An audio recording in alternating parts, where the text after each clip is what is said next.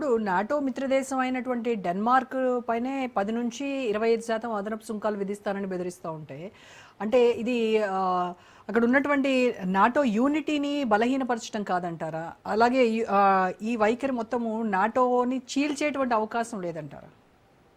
ఇప్పుడు ఆయన 2 డైమెన్షన్స్లో మాట్లాడుతాడు.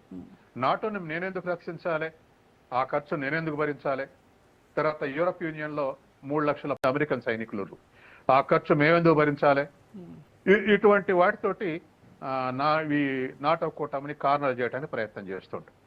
రెండో వైపు ఈ యూజీని బెదిరించడానికి రష్యా చైనా కన్ను గ్రీన్లాండ్ మీద ఉంది.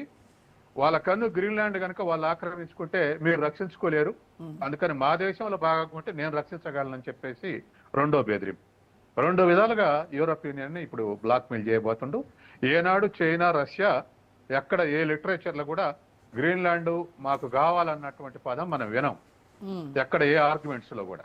కానీ ఆ 2 దేశాల బూచి చూపెట్టి గ్రీన్లాండ్ ఓన్ చేసుకుంటే జూలై 1 కల్లా మీరు నాకు అమ్మకపోతే మీ దరిదాపు మీ టారిఫ్లతో కుదేలు చేస్తే యూరోప్ అన్న స్థాయిలో ఇవాళ ట్రంప్ మాట్లాడుతున్నాడు. కాబట్టి ఏదేమైనా ఇవాళ తన అగ్రెసివ్నెస్ కు మీరు ఒక ప్రశ్న అడిగారు, నాటో విచ్ఛిన్నం కాదా అని. అసలు నాటోని నేనెందుకు భరించాలంటుండు, అంటే నా కాళ్ళ వేల మీద పడండి అంటున్నాడు. అందరం సమానం అనుకోవట్లేదు ట్రంప్. కాబట్టి ఆ ఆస్పెక్ట్ లో ఇవాళ యూరోప్ యూనియన్ ని టైట్ చేస్తా ఉన్నాడు. ఓకే, అలాగే గ్రీన్లాండ్ ప్రజలు కూడా వాళ్ళ ద్వీపాన్ని ట్రంప్కి అమ్మేయడానికి సిద్ధంగా లేరు. ఇప్పటికే అక్కడ నిరసనలు కూడా స్టార్ట్ చేసినటువంటి పరిస్థితి మనం చూస్తూ ఉన్నాము. సో అప్పుడు మరి ఇలాంటి సమయంలో బలవంతంగా తీసుకుంటామని కూడా బెదిరిస్తూ ఉన్నాడు. మీరు అమ్మినా అమ్మకపోయినా తీసుకోవడం ఖాయం, ఎందుకనంటే రష్యా చైనా కనుక ఇది ఆక్రమించుకుంటే మీకు ఈ మాత్రం రక్షణ కూడా ఉండదు, నేను కలుపుకుంటే నేను రక్షిస్తాను అన్నట్టుగా ఆయన ఇది చెప్తూ ఉన్నాడు. ఇవేమన్నా అంతర్జాతీయ చట్టాలకు వ్యతిరేకంగా మాట్లాడడము ఇది ఆ కోణంలో ఏమైనా చూడొచ్చు అంటారా దీన్ని? ఖచ్చితంగా. ఎందుకంటే ఇప్పుడు గ్రీన్లాండ్కు పూర్తి దేశం లాంటి సావరెంటీ లేదు, కానీ అటానమస్ ఉంది. అంటే డెన్మార్క్లో భాగమే గ్రీన్లాండ్, డెన్మార్క్ దేశంలో భాగమే, కానీ అటానమస్ స్టేటస్ ఉంది గ్రీన్లాండ్కు.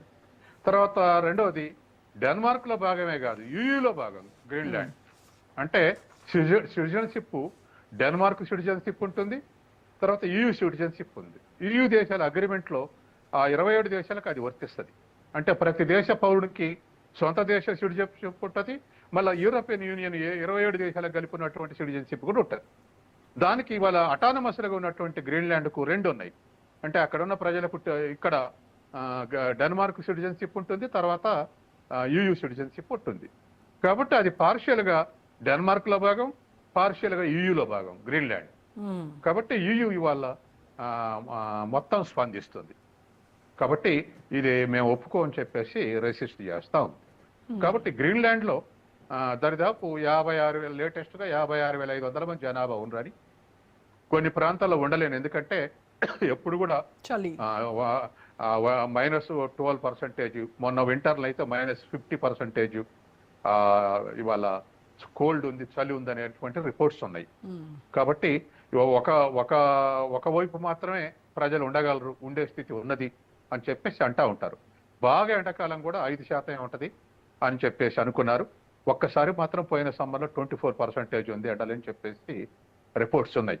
కాబట్టి ప్రజలు సౌఖ్యంగా ఉండటానికి అంత సౌకర్యం కాకపోయినా మినరల్స్ ఉండటం అనేటువంటిది, తర్వాత ప్రపంచంలో ఒక పెద్ద ఐలాండ్ ఒకటి గ్రీన్లాండ్ కావటం ఒకటి, రెండవది అన్ని దేశాలకు కూడా ప్రపంచంలో ఒక స్ట్రాటజిక్ పాయింట్గా ఉండటం అనేటువంటిది, వీటన్నిటితోటి ఇక మన ముందు చెప్పుకున్నటువంటి రేర్ మినరల్స్, ఇంకా ఇతర అనేక ఆయిల్ రిజర్వ్స్, ఇటువంటి అన్నిటితోటి వాళ్ళ అమెరికా దానికోసం పట్టుబడుతుంది, ఆక్రమించుకోవాలనేటువంటి ఉద్దేశంలో ఉన్నాడు. దీనిపైన ఫ్రాన్స్ అధ్యక్షుడు మాక్రోన్ ఆయన కూడా స్పందించారు. ఎట్టి పరిస్థితుల్లో ఈ ట్రంప్ బెదిరింపులకు లొంగేది లేదు అని చెప్పారు. ఇటు యూరోపియన్ యూనియన్ కూడా for the first time trade bazooka use చేయాలని చూస్తూ ఉంది. అంటే ఇది కనుక యూజ్ చేస్తే అమెరికా యూరోప్ మధ్య ఏమైనా పూర్తి ట్రేడ్ వార్ జరిగేటువంటి అవకాశాలు ఉన్నాయంటారా? ట్రేడ్ స్తంభించిపోతుంది. ట్రేడ్ బజూకా అనేది ఒకప్పుడు బన్స్ అని ఒక సంగీత విద్వాంసుడు వాడినటువంటి ఇన్స్ట్రుమెంట్ పేరు బజూకా. దాన్ని అన్ని చోట్ల దాన్ని బజూకా అని వాడుతూ ఉన్నారు. ఇప్పుడు ట్రేడ్ బజూకా అంటే అది ఆగిపోవడం, అంటే దరిదాపు దాన్ని ఇంకో ఎక్స్ప్లెనేషన్ ఏసీఐ కూడా ఉంది, యాంటీ కోయర్షన్ ఇన్స్ట్రుమెంట్ అని కూడా ఉంది దాని పేరు. మ్మ్. అంటే దరిదాపు అమెరికా నుంచి వచ్చేటువంటి ట్రేడ్ ని స్తంభింపచేసేటువంటి శక్తి ఉంటుంది వాళ్ళు కనుక దాన్ని యూజ్ చేసుకుంటే. కానీ అది వాడదాం అని చెప్పేసి కూడా ఇవాళ యూరోపియన్ యూనియన్ దేశాలు స్టేట్మెంట్స్ ఇచ్చాయి. మ్మ్. మ్మ్. అది ఎంతవరకు సాధ్యమైంది ఏమిటనేది చూడాలి. కాబట్టి అది ఇండివిజువల్ గా కొన్ని దేశాల్లో కూడా ఇటువంటి యాంటీ కోవర్షన్ ఇన్స్ట్రుమెంట్ అని చెప్పేసి వాడుతూ ఉంటారు. It is nothing but trade bazooka.